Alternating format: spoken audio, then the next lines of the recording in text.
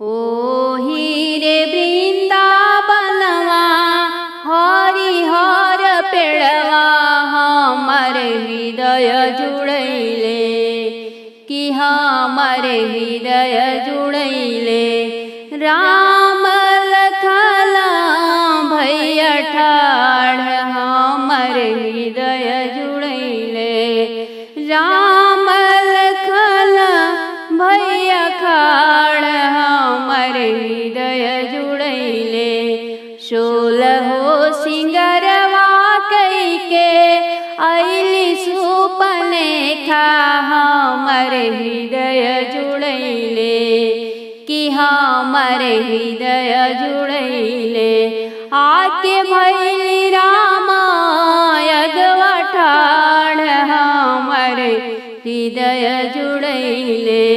सगरे सृष्टि में देखली ऐसन मनुष्यवा हमर हृदय जुड़ैले। सगरे सृष्टि में देखली ऐसन तपस्वी हमर हृदय जुड़ैले। कर राम हमरा से बियाह हमर हृदय जुड़ैले। हमरो तोहार राम लिखल बियाहवा हमर हृदय जुड़ैले। कर राम हमरा से बियाह हमर हृदय जुड़ैले। हमरो बियाहवा सुपनेखा सीता से भइले हमर हृदय जुड़ैले कि हमर हृदय जुड़ैले। लखन भैया बड़ कुंवार हमर हृदय जुड़ैले।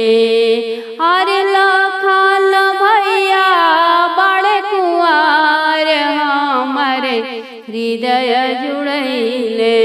16 सिंगरवा कइके अइली सुपनेखा हमर हृदय जुड़ैले कि हमर हृदय जुड़ैले।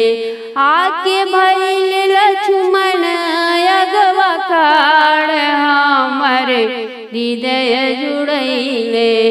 दुनिया जगत में देखली ऐसन तपस्वी हमर हृदय जुड़ैले।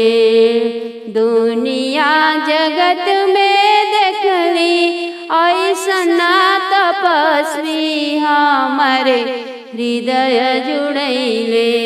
कर लक्ष्मण हमरा से बियाह हमर हृदय जुड़ैले। हमरा तोहरा से लक्ष्मण लिखल बा बियाहवा हमर हृदय जुड़ैले। कर लक्ष्मण हमरा से बियाह हमर हृदय जुड़ैले। झोरी में से कढ़ले लक्ष्मण प्रेम के छुरिया हमर हृदय जुड़ैले। झोरी में से कढ़ले लक्ष्मण प्रेम के छुरिया हमर हृदय जुड़ैले।